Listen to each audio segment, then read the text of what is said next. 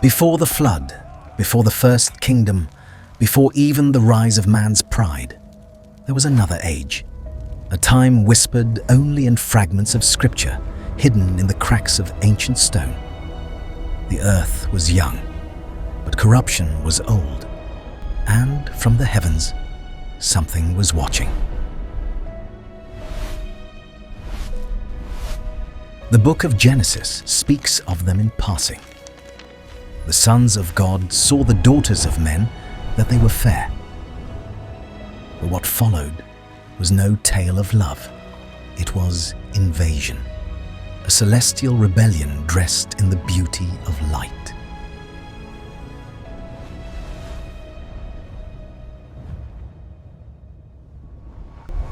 They were called the Watchers, mighty beings sent to guide mankind. But desire corrupted purpose, and when they looked upon the daughters of men, lust turned their mission into mutiny.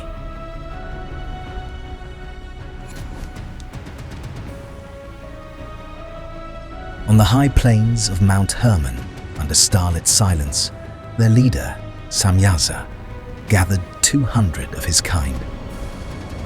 "I fear to do this alone," he said, "for if I fall, I shall bear the curse by myself." But the others answered, "Let us swear together and bind ourselves with an oath."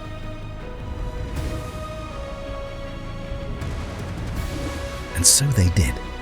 That night, the heavens split open. The ground trembled as the first angels fell, not in battle, but in lust. They came as flames cloaked in flesh, their radiance deceived, their beauty seduced. And from that union came something the world had never seen, nor was ever meant to. Giants, beings of flesh and spirit, the Nephilim.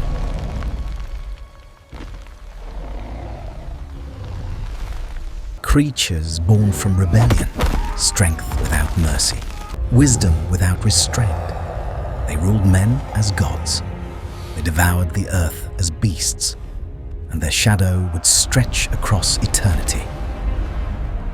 In those days, there were giants upon the earth, but the Bible only gives us a glimpse. What really happened before the flood? And why has this truth been buried?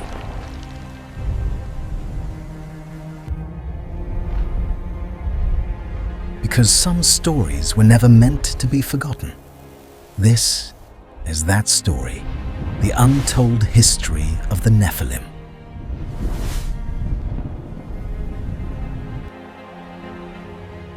Before the world drowned, before judgment carved itself into the bones of the earth, the descent had already begun. Not with war, not with rebellion shouted across the heavens, but with a quiet decision and a single forbidden thought: desire, the kind no angel was ever meant to feel. For the Watchers, radiant, powerful, eternal beings, were created to guide mankind, not join them. But the longer they observed men, the more that boundary thinned. And on moonlit nights, as they watched humanity build fires, sing songs, raise families, something in the hearts of the angels began to burn. Among them was Samyaza, first among the Watchers. He felt the change before the others. He sensed the pull of the mortal world like a gravity no angel could resist.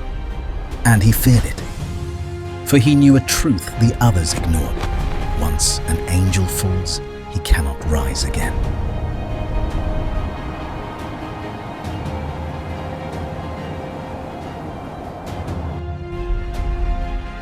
Moonlight glides across the silent ridges of Mount Hermon. But silence does not mean peace, for something was gathering.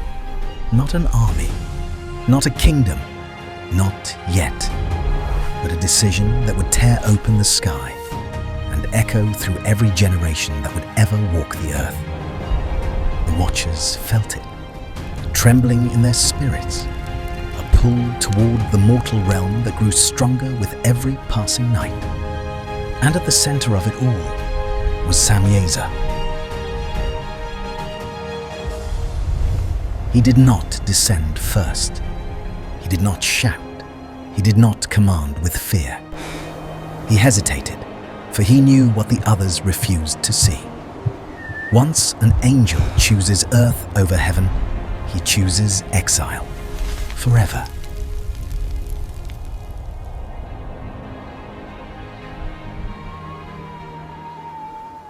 Still, desire is a tide even angels cannot outrun. And so Samyaza summoned them. 100, 200 radiant beings descending onto the high plain beneath Mount Hermon. Their light cast long shadows across the stone. Their wings shook the air. The earth itself seemed unsure whether to welcome them or recoil. Samyaza spoke, not with pride, but with dread. If I fall alone. Be vigilant. The storm approaches, and our duty is eternal. But the others answered him with a boldness that masked their fear.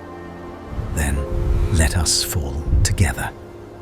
Let us bind ourselves with an oath that none can break. And in the cold stillness of that night, angels raised their hands toward the sky they were abandoning and swore the first forbidden oath in the history of creation. The moment the words left their lips, the heavens shuddered, clouds ripped apart, light burst through the atmosphere like a wound refusing to close. Something irreversible had begun.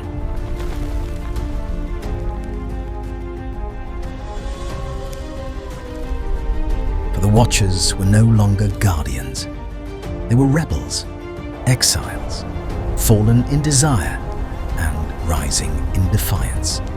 And though not a single human knew it yet, the world would soon belong to their children, the Nephilim. But before giants walked the earth, before blood soaked the soil, before the flood washed it all away, there was one more event on Mount Hermon, one final act that sealed the fate of angels, men, and every creature that breathed. And that moment is where the true story begins.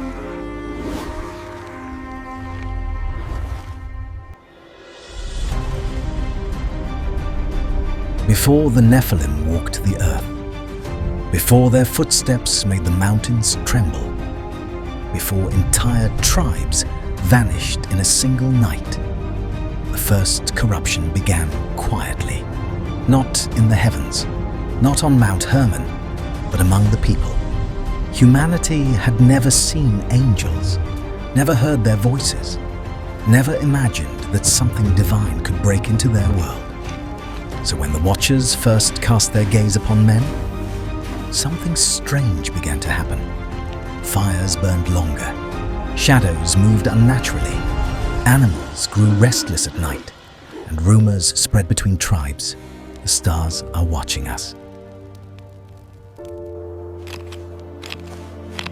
On the plains below Hermon, families gathered around small fires. Hunters, farmers, children, living simple lives under the moonlight. But then, patterns began appearing in the soil. Perfect circles, symbols no human hand had carved. Some believed it was a sign of blessing, but elders whispered another word. Warning! For on those same nights, a new presence crept through the forests.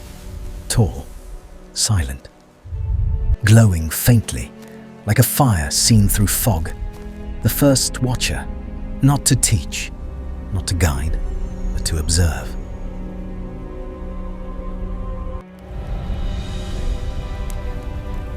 He appeared at the edge of a village, towering, radiant, almost too beautiful to look at.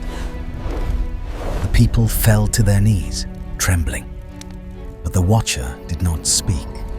He only watched, for hours, and the longer he remained, the heavier the air became, as though creation itself was protesting his presence. Children cried, animals fled, even the fire dimmed in fear. And somewhere deep in the heavens, a boundary snapped. For this was the moment the Watchers crossed a line that could never be uncrossed. They stepped into the world of men, and with their arrival, the world began to change.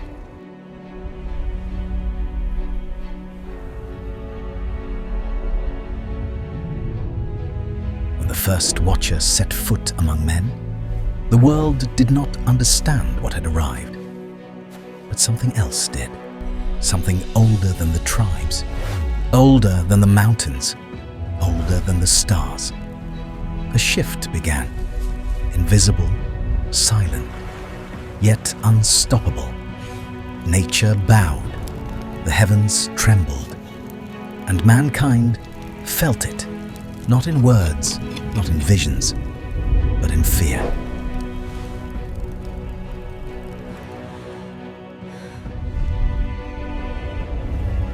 Children woke in the night, crying from dreams they couldn't explain. Hunters returned from the forest, speaking of lights between the trees. Elders whispered that the air itself had changed, that the night no longer belonged to them, and all the while, the Watcher continued to observe. He walked the outskirts of the village, silent and radiant, never eating, never sleeping, never speaking. But everywhere he went, strange things followed. Fires burned with white flames. Water reflected shapes that weren't there. Shadows moved before the bodies that cast them. People didn't know what he was. A god? A sign? A blessing?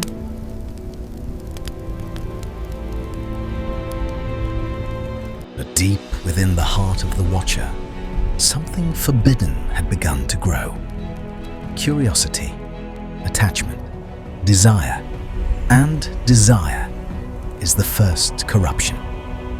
For while heaven watched in silence, one Watcher became two, and two became many. They descended, not in storms, not in fire, but in silence. 100 radiant beings stepping out of the sky, watching mankind from the darkness of the forests, waiting for the moment everything would change. And that moment was closer than anyone realized.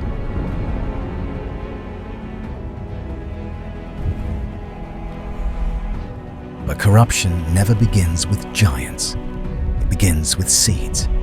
Seeds of desire, seeds of hunger, seeds that grow in silence. For while the Watchers walked among men, another change had already begun, deep beneath the surface of the world. Women began to dream of brilliant figures standing beside their beds. Men whispered that their wives carried children with strength beyond human. Animals fled the villages altogether, and the sky watched without blinking. The Watchers believed they were still in control, but something far more ancient had already awakened inside the wombs of humankind. And soon, the first heartbeat of a new species echoed across the earth. This was no longer the age of angels. This was the rise of the Nephilim. At first, no one understood what was happening. The women were healthy, yet their bellies grew too quickly, too violently, too unnaturally. The elders felt it before anyone else.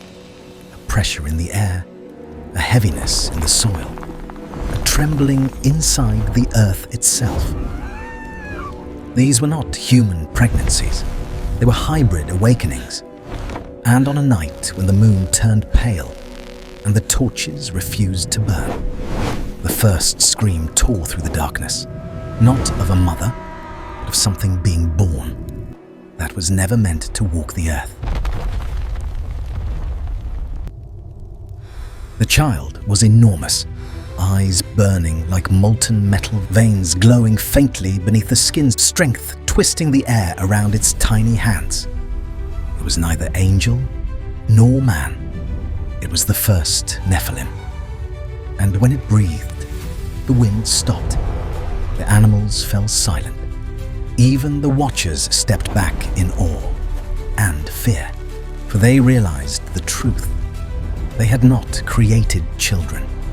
They had unleashed a new race, a race that would conquer, a race that would destroy, a race that would devour the earth itself. And this was only the beginning.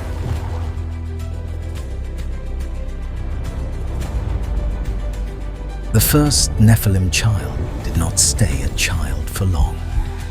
While human infants grew slowly over years, this one grew in days. Bones stretched, muscles thickened. Its voice deepened long before it spoke any words, and every breath it took shook the walls of the hut that sheltered it. By the time the sun rose on its 7th day of life, it stood taller than a grown man, and the watchers knew this was only the beginning. For across the land, in hidden huts, in silent villages, in camps where midwives refused to speak, more children were being born. Children with glowing veins, children with impossible strength, children whose cries made animals collapse in fear.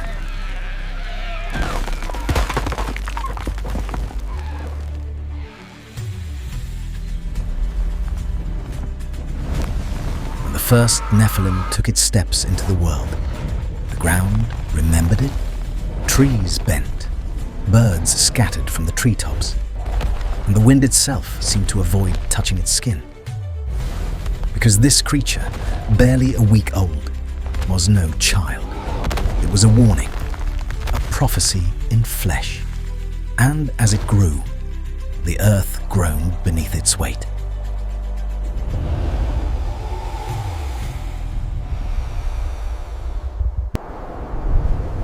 While the watchers argued in the shadows, villagers across the land began reporting the same fear. Children born with burning eyes, infants who could crush stone with their hands, babies who never cried, only stared. Some midwives refused to speak, others fled into the mountains and never returned. And the tribes soon understood. This was not an isolated curse. This was a plague of giants. Across the valleys, across the forests, across the plains beneath Mount Hermon, more Nephilim were rising, and each one grew faster and stronger than the last.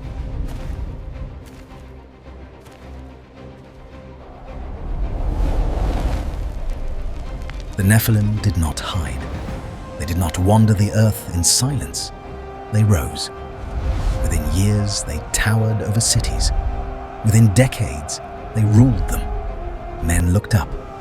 And for the first time since Eden, they bowed to something that was not God.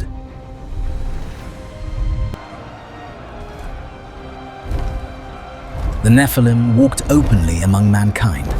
Their voices thundered across valleys. Their footsteps cracked stone streets. Their strength made kings look like children. They demanded tribute, food, gold, women, worship, and mankind gave it willingly. For who could resist them? They built cities not for humans, but for giants. Walls stacked with stones no man could lift. Temples carved into mountainsides. Thrones hewn from single blocks of rock. The Nephilim sat upon them like gods, and the watchers watched.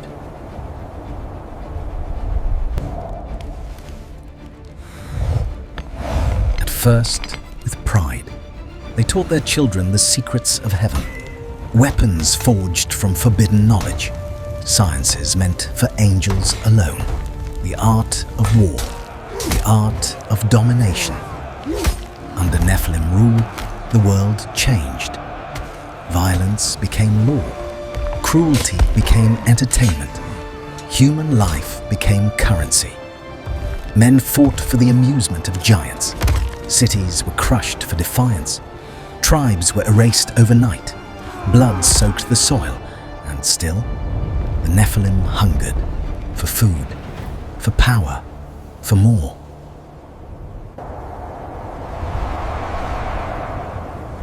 Even the Watchers began to fear their own offspring, for the Nephilim no longer listened, they no longer obeyed, they ruled, and somewhere beyond the clouds, the heavens grew silent.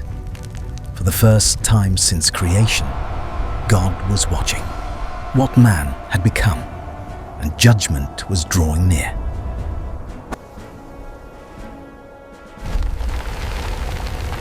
The earth did not scream at first. It groaned under the weight of giants, under the footsteps of beings never meant to rule, under blood pressed so deeply into the soil that the land itself began to remember it. The Nephilim grew unchecked. They devoured fields meant for nations. They emptied rivers meant for generations. They hunted animals to extinction, then turned their hunger toward men. Entire tribes vanished without war. Cities fell without siege, not because they resisted, but because they were in the way. And the Watchers, who once stood proud beside their creation, now watched from a distance, for what they had birthed no longer needed them.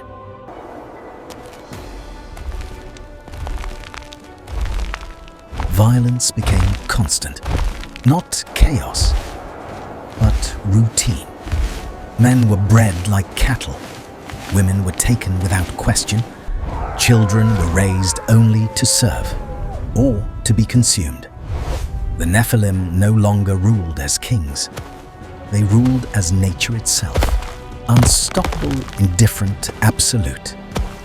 And the earth began to break beneath them.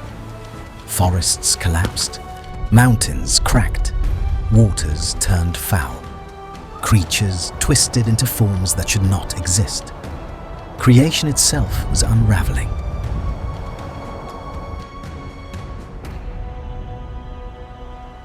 And heaven saw it, not as rumor, not as prophecy, but as fact. The cry of the earth rose beyond the clouds, beyond the stars, into the presence of the Most High. For the first time since Eden, what God had called very good had become unrecognizable.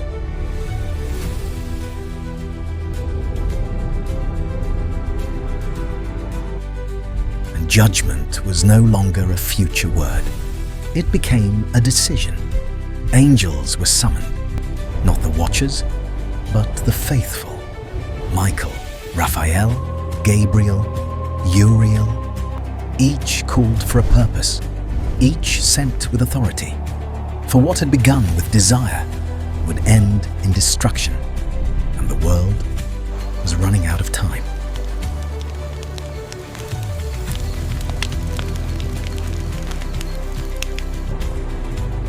The world did not know it yet, but it had reached the end of God's patience. For generations, the earth had groaned beneath violence. Blood soaked the soil. Corruption poisoned every breath of life. The Nephilim ruled unchecked. Men were crushed beneath their feet. Creation itself was unraveling. And heaven had seen enough. Not in anger, not in haste, but in judgment. For the Lord looked upon the earth and saw that every intention of the human heart was only evil continually. What had once been very good had become unrecognizable, and so a line was drawn. The Nephilim would not be allowed to continue. The Watchers would not escape their rebellion, and the world would not be left to rot. But before destruction came, there would be one final warning, one final witness.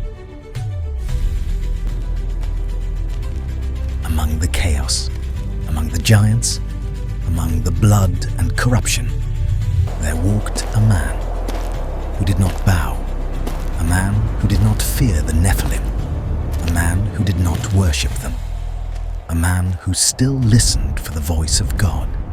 His name was Noah. While the world drowned itself in violence, Noah walked with God. While giants ruled the earth, Noah remained small, yet righteous, and to him the Lord spoke. The end of all flesh has come before me. The earth is filled with violence because of them, and behold, I will destroy them with the earth. No debate, no delay, no reversal. Judgment had been sealed. The Nephilim would fall. The Watchers would be bound.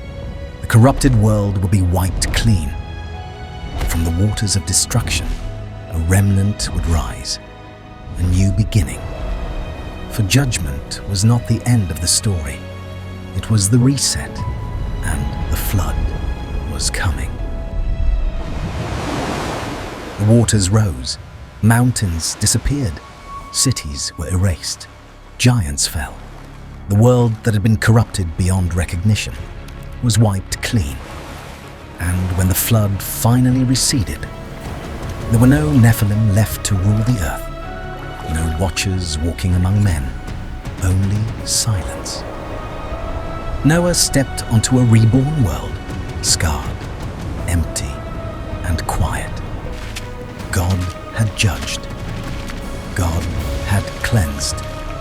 And humanity was given a second beginning. But the Bible leaves us with a question it never fully answers. If the Nephilim were destroyed, why do the scriptures speak of giants after the flood? Why do echoes of them appear again? In Canaan, in Bashan, in the stories of Anak and Goliath? Were they remnants? Or was corruption more difficult to erase than water alone?